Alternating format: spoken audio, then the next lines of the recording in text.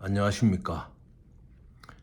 오늘도 일본 원전 오염수 문제로 한국 내 정치권 여야가 이제 시끌시끌하죠. 차라리 국회 회기를 열지 않았더라도 일본이 원전 오염수를 방출할 때면은 국회의원들이 회기를 열어야 되는데 다시 또 야당이 회기를 닫았잖아요. 참 있을 수 없는 일이죠. 지금의 회기를 열어서 원전 오염수 문제에 대해서 각 상임위별로 지금 토론도 하고 방법을 찾아야 됩니다. 대안 없는 현 정부에 대한 압박은 그건 구호에만 그치는 거예요. 2016년에 사망한 그 필리핀의 15대 대통령이 아니습니까? 아키노 대통령. 그 어머니가 코라손 아키노였죠.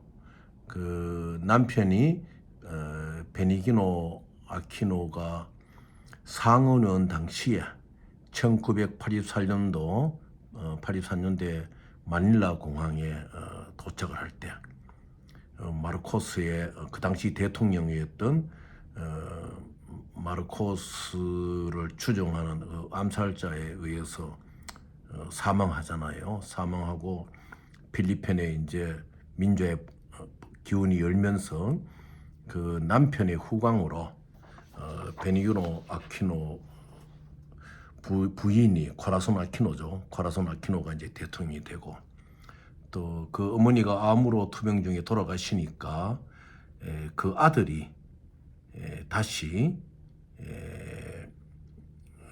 이제 아키노가 이제 대통령이 이제 되는 거죠.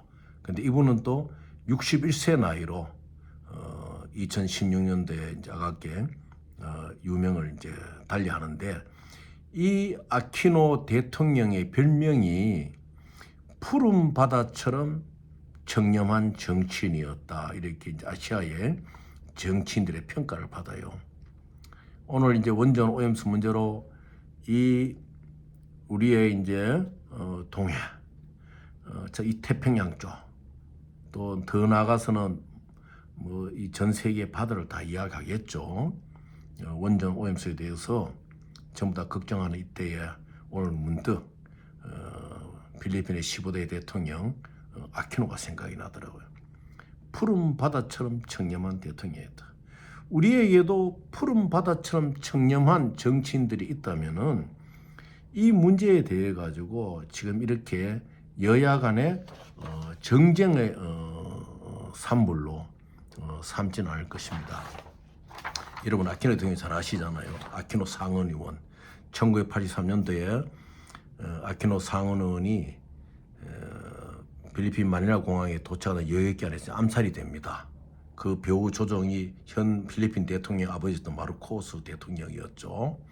그 이후 이제 필리핀에 노란 혁명이 막 일어나잖아요. 그때 이 대한민국도 박종철 치사 사건의 사건이 그 뒤에 이어지면서 87년도 또 60 민주화 항쟁으로 이제 또 나아가고 이렇게 아시아가 그때 대격변을 일으킬 때였죠. 오늘 제가 과거 썼는 그 원고의 바탕에서 좀 읽어드리면서 설명하고자 합니다. 왜냐하면은 UBS의 그 페이크로 인해서 우리 모든 사람들이 피해가 너무 커요. 그래서 몇 번 제가 말씀드렸지만은 이 UBS의 잘못된 페이크 페이퍼에 대해서는 제가 20년 가까이 이것을 다 접해왔기 때문에 절대 여러분들 손을 대지 마라 이제 말씀을 많이 드리지만 그래도 아직까지 한번 어떻게 속아왔기 때문에 이렇게 고생을 하는데 어떻더라도 지푸라기라도 짚는 심정으로 그 따라가는 사람들이 있어요. 그래서 여러분들 모두 제 말을 좀 들어주시길 바랍니다. 제가 여러분에게 금도 줄 수 없고 은도 줄 수 없고 캐시도 줄 수 없지만 여러분에게 분명히 줄 수 있는 것은 여러분들이 스캐머에 속지 않는 것을 분명히 드리고 여러분이 원자재 사업이나 뱅크 인수로 사업에 정확한 길을 가도록 제가 도와드리던 것을 분명히 말씀을 드리거든요. 그래서 저도 과거에 어땠느냐.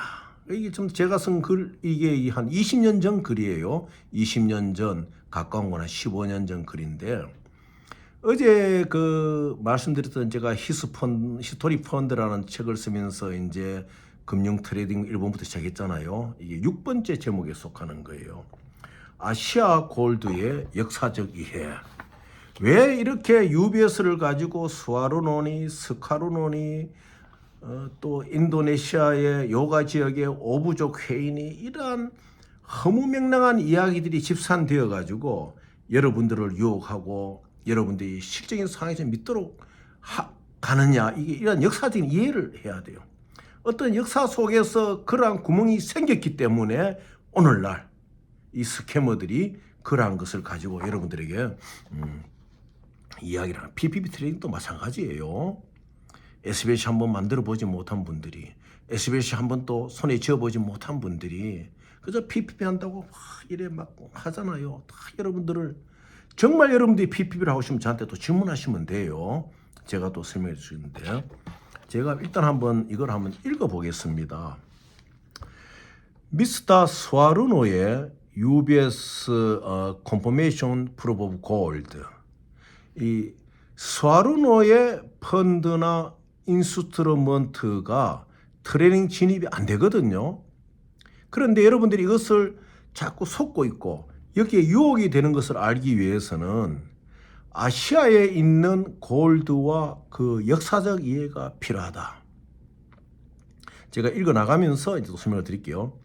세계 2차 대전 중 일본의 시미지 근처 후지산 깊은 곳에, 일본에 후지산 있습니까? 그 화산이었던 후지산 깊은 곳에 일본이 부리던 대동아 공영권 달성화를 위한 이 전쟁이 끝나가고 있을 때 아시아 제국의 독립군을 양성하는 특수 게릴라 캠프가 이 후지산에 있었어요.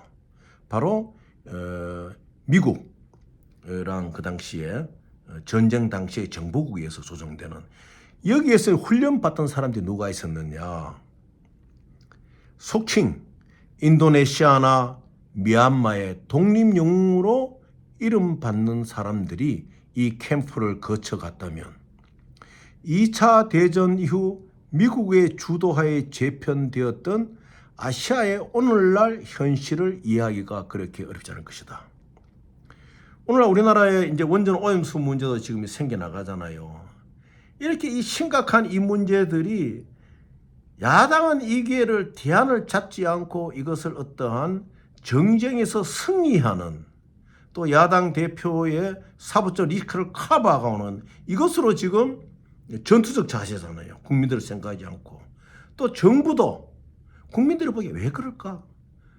윤석열 정부가 왜 저렇게 갑자기 저렇게 급하게 나갈까? 이렇게 생각하는 국민들이 있거든요. 그러한 것을 역사적 이해에서 찾는다면은 그렇게 어렵지 않을 것이다. 여러분, 진드링크 라인이라는 게 있습니다. 진드링크 라인. 이것이 무엇인가 하면은 영국이 자랑하던 진드링크 라인이에요. 영국이 아시아를 지배하면서, 특히 동아시아를 지배하면서 아주 자랑하던 진드링크 라인이 뭔가 하면은 홍콩에 가까운 그 심천을 통과하는 루어 지역이 있습니다. 홍콩에서 센젠, 심천으로 들어가는 길은 육로로 들어갈 수가 있어요. 육로로 들어가는데 그 육로로 가기 위해서는 루어라는 지역을 통과해야 돼요. 기차나 자동차나. 그러니까 홍콩 심천을 거쳐 강주를 거쳐 서천, 사천까지 이르는 진드링크 라인은 결탄코 일본이 침범할 수 없다고 2차 대전이 발생할 때 영국 정부는 믿었거든요. 그래서 자기들의 그 지배를 홍콩과 싱가포르까지 이제 확대해 있었는데, 이 진드링크 라인이 홍콩이 무너지면서 심천까지 이제 심천까지 일본이 진격에 들어오면서 홍콩으로 들어오는 진드링크 라인이 무너져 버렸거든요. 그래서 참 치욕적인, 아직까지도 홍콩에 가면 페니슐라 호텔이 아니 있습니까? 페니슐라 호텔에서 이제 영국군이 그 일본군에게 항복을 하는 그런 이제 상황도 이제 벌어지죠. 이럴 때 일본은 이 홍콩과 센젠과 강주와 스촨에 이르기까지 진드링크 라인이 영국의 진드링크 라인을 무너뜨리면서 일본은 대동아 공영권에 아시아에 있어서 같이 번영하자는 하나의 그 슬로건에 이것을 이제 어디서 찾느냐? 인도네시아에서 네덜란드를 축출하고 그 당시 이제 인도네시아가 화란 네덜란드의 지배하에 있었거든요. 인도에 백금이 많기 때문에 화란에서 네덜란드 인도네시아의 백금을 많이 가져가잖아요. 그리고 프랑스로부터 인도 차이나 반도를 또 미얀마에서는 지금 미얀마는 이제 군부 정권이 잡고 있지만은 미얀마와 인도로부터 영국을 몰아내기 시작하는 거죠. 왜냐하면 인도 안에 그 당시에는 반영 독립파가 일본과 손을 잡고 2차 대전의 와중에 반영 독립파가 일본과 손을 잡고 인도를 해방시키려는 그런 이제 욕망에 불타 있었거든요. 그래서 일본은 인도만 제대로 손을 잡게 되면은 아시아 제국의 건설을 중국을 견제하면서 이루어질 수 있다. 이렇게 했을 때 또 미국의 정치적 계산, 영국의 정치적 계산 이렇게 맞들려서 2차 대전의 동아시아에 대한 이해가 굉장히 복잡했던 것이에요. 그런 와중에서 이제 이 아시아에 갖고 있던 골드 문제가 바로 역사적 이해 속에 등장하는 것입니다. 이미 일본은 미국의 아시아 대리인 자격을 1945년 8월 15일 종전 이후 한 번도 손에서 놓은 적이 없기다. 이게 20년 전의 글이지만 지금 실제로 보면요. 일본이 미국의 아시아 대리인 자격을 1945년 8월 15일 종전 이후 한 번도 손에서 놓은 적이 없어요. 왜냐? 히로시마의 원자폭탄이 터지고 일본이 무조건 항복을 하고 미드웨이 함상에서 항복 선언을 하고 했잖아요. 하고 난 뒤에 전쟁 이후에 일본의 경제 구도는 바로 미국의 일종의 국제음을 교환해 나가는 대리 기지로 나갔거든요. 거기에서 일본이 금융으로서 일으켜 나갈 수 있는 어떤 에너지를 가진 거예요. 혹자들은 일본이 한국 전쟁으로 인해 가지고 돈을 벌어 가지고 일본에 부흥이 왔다. 그건 천만의 이야기입니다. 일본은 미국이 일본을 함락하고 연합군이 일본을 함락하면서 일본 천황제를 존치한 채 나머지 일본의 군부들만 처형을 했잖아요. 2차 세계대전의 일본 제국 군대는 황군이에요. 천황의 군대예요. 그러면 전쟁이 끝나게 되면 천황에 대해서 연합군과 미국이 무엇을 물어야 되는데 묻지를 않았잖아요. 천황제는 존치를 지키고 거기에 대해서 충성심 많은 일본의 장수들만이 이제 처형되고 그 이후에 일본은 미국의 경제의 하나의 유통기구로서 일본이 이렇게 움직이면서 지금 또 일본이 미국의 많은 국채를 가지고 유럽 지역에서 상한을 한다 이런 일을 하고 있잖아요. 그런 과정이 아시아의 질서가 이제 재편되고 있는 거예요. 그 상황이 지금까지 오고 있는 겁니다. 여기 보면은 제가 이 당시에 글을 쓸 때 자신만만하게 세계에 거친 항해도 아랑곳 없이 신사참배를 주도하는 그들은 이미 무엇을 알고 있기 때문인가? 일본의 위치를 알고 있는 거예요. 태평양 전선에서 일본의 위치를 알고 있는 거예요. 그리고 2차 대전에 아직 해결되지 못한 아시아의 골드 역사를 얘들은 알고 있는 거예요. 자, 세계 2차 대전의 마무리는 주인 잃은 아시아의 다량 골드의 보관, 위탁 관리와 맞물려 국가 간의 엄청난 함수 관계로 작용되었다. 히로시마의 원자포탄이 떨어짐으로 인해 가지고 중국의 전세에서 이겨나던 모든 일본군의 문제나 이런 것이 한마디로 막 약탈했던 문화재라든지 골드 이런 거 이동하는 과정이었거든요. 이것이 갑자기 종전에서 전쟁이 끝나고 항복을 해버리니까 갈건 이것의 키핑은 어떻게 되느냐. 이제 이것이 굉장히 이제 문제입니다. 국가 간의 엄청난 함수 관계로 갑작스러운 2차 대전 종전은 골드라든지 이런 문화재나 이런 것이 보관이 함수 관계로 작용하였다. 경제적으로 그렇게 어려운 인도네시아 정부가 자국 내에 있는 그 많은 골드와 백금이 있었음에도 불구하고 왜 그들은 그들의 골드를 자국의 정부에서 컨트롤하지 못하는가? 다 이러한 역사적인 이면 때문에 UBS라든지 스와루나의 가짜 히스토리가 나오는 거예요. 다음 시간에 또 다음 이 말씀을 드리겠습니다. 여러분 잘 생각하시고 정말 우리나라에는 UBS의 가짜 페이퍼, 스와루노가 이용하는 아시아의 히스토리 펀드의 약점을 이용해가 만들어내는 거짓 선전술에 여러분들이 속지 않으시고 여러분이 꼭 정상적인 뱅킹 시스템에 성공하시기를 바라겠습니다. 다음 시간에 또 이것을 말씀드리도록 하겠습니다.